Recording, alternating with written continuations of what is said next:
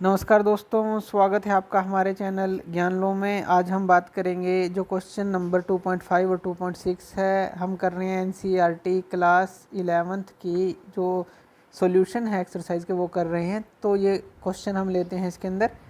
तो इसके अंदर क्या दिया है, a new unit of length is chosen such that, हमने एक नई यूनिट ली है लेंथ की, उसको इस तरह से चूज़ किया गया है।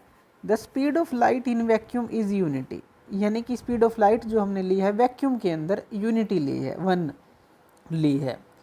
What is the distance between sun and the earth, हमें डिस्टेंस बताना है सन और अर्थ के बीच में in terms of new unit की टर्म में, जो कि हमने क्या ली है, यूनिटी ली है। If it takes 8 minute and 20 second to cover the distance, अगर ये इतना टाइम लेती है तो देखिए इसके अंदर जो हमारा फॉर्मूला है वो कौन सा लगेगा। डिस्टेंस हमारा क्या होता है, डिस्टेंस हमारा होता है, अगर फॉर्मूला देखें, स्पीड इनटू जो टाइम होगा, यही होगा। अब यहाँ पर देखिए जो स्पीड है, अगर हम न्यू यूनिट की बात करते हैं, न्यू यूनिट के अकॉर्डिंग, तो ये हमने कितनी ले ली, 1 यूनिट ले ली। तो ये कितने के बराबर है, 1 यूनिट के बराबर। और यहाँ पर अगर हम टाइम की बात करें तो टाइम क्या है हमारे पास, 8 मिनट और 20 सेकंड। हम इसको सेकंड में चेंज कर लेते हैं। 8 मिनट और 20 सेकंड है, 1 मिनट में 60 सेकंड, तो 8 मिनट में कितने हो जाएंगे हमारे, 480 सेकंड प्लस ये 20 सेकंड है, यानी कि ये हमारे पास हो गए 500 सेकंड। तो यहाँ पर हमारे पास जो डिस्टेंस आ गया, अब डिस्टेंस के अंदर हम ये फॉर्मूले पुट करेंगे। स्पीड जो है वो है हमारे पास 1, और जो टाइम है हमारे पास वो है हमारे पास 500 सेकंड, यानी कि ये जो है, हम अगर हम बात करें 500 इंटू 1 को करें तो ये हमारे पास क्या आ जाएगी, 500 यूनिट आ जाएगी, यानी कि जो डिस्टेंस है हमारा वो 500 यूनिट के बराबर आ जाएगा। तो इस तरह से आप इसको सॉल्व करेंगे, आंसर इसका ये रहेगा।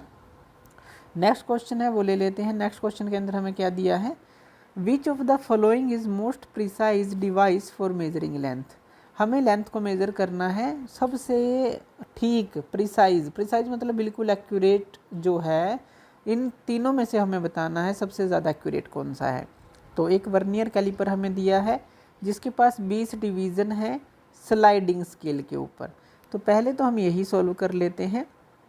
अब देखिए जो वर्नियर कैलिपर की बात करते हैं उसके अंदर क्या क्या होते हैं, एक तो उसके अंदर मेन स्केल होता है, और उसके अंदर दूसरा कौन सा स्केल होता है, वर्नियर स्केल होता है, या इसको आप स्लाइडिंग स्केल भी बोलते हैं, जो कि स्लाइड करता है। तो यहाँ पे वर्नियर कैलिपर 20 डिवीज़न है स्लाइडिंग स्केल पर, यानी कि वर्नियर स्केल पर 20 डिवीज़न है। तो इसका लिस्ट काउंट आप कैसे निकालते हैं, तो इसका जो लिस्ट काउंट रहता है उसका जो फॉर्मूला होता है हमारे पास, 1 MSD यानी कि main scale division minus 1 VSD vernier scale division.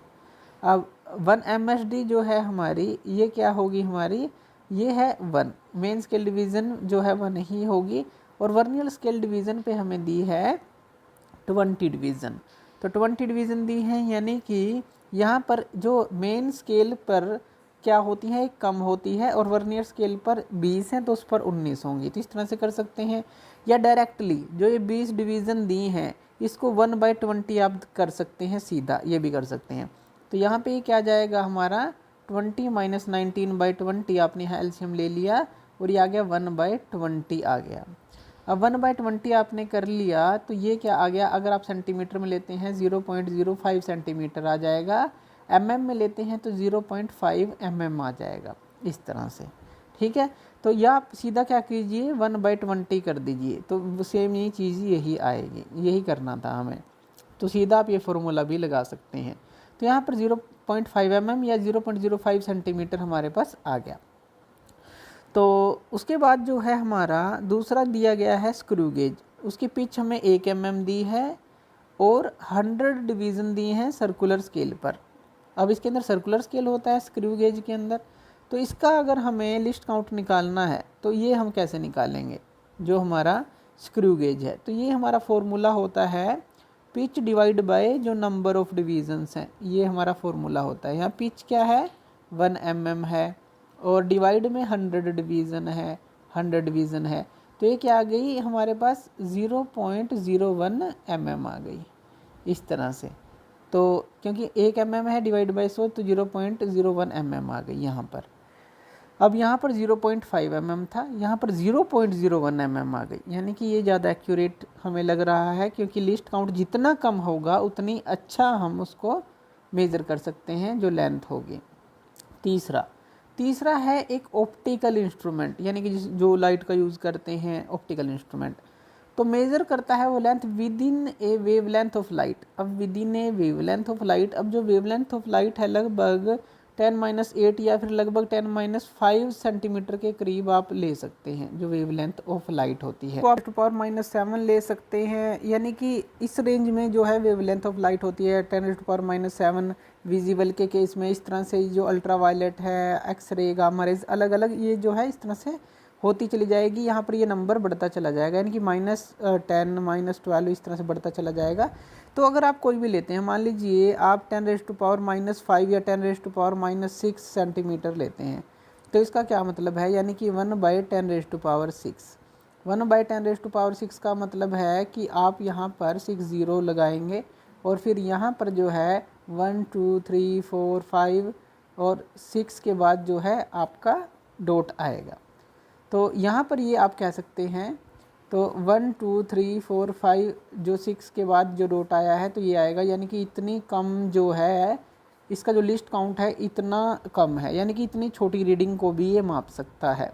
इस तरह से अगर 10⁻⁻5 लेते हैं आप, तो यहाँ पर 5 के बाद डॉट आ जाएगा जब आप राइट से लेफ़्ट की तरफ चलेंगे। तो इतनी कम लिस्ट काउंट जिसका होगा उतना ही वो अच्छी जो है एक्यूरेसी देगा, प्रिसाइज होगा हमारा। कहने का मतलब ये है जिसका जितना लिस्ट काउंट कम उतना ही वो प्रिसाइज। तो इस केस में क्या है हमारा प्रिसाइज कौन सा है, जो ऑप्टिकल इंस्ट्रूमेंट है, तो फिर स्क्रू गेज है और फिर वर्नियर कैलिपर है।